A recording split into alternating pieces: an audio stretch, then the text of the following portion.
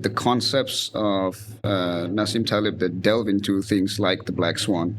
But I think in relation to that as well, a lot of interesting things have been said by others. For example, Joy Ito, who's the author of a book called Whiplash, which he co-authored with Jeff Howe. And in the first few chapters, he talks about some interesting misconceptions and heuristics that go with the idea of technology and disruption.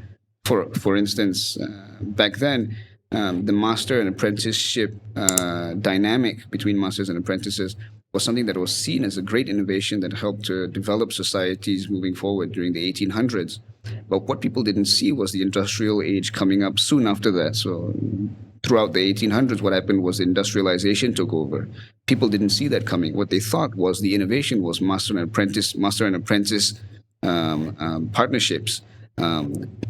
Congregating and collectively congregating into societies in order to build up cities. That's what they thought it was. So similarly, here in the modern world, we may have our eye on specific key things that we're seeing in the media and such, like AI, for example, which may very well be extremely significant in its development and in its impact from here on. But also there may be an inflation of expectations, for example. So it's about sometimes managing expectations to that certain degree, and to tie everything back to money, because that's what this episode was about.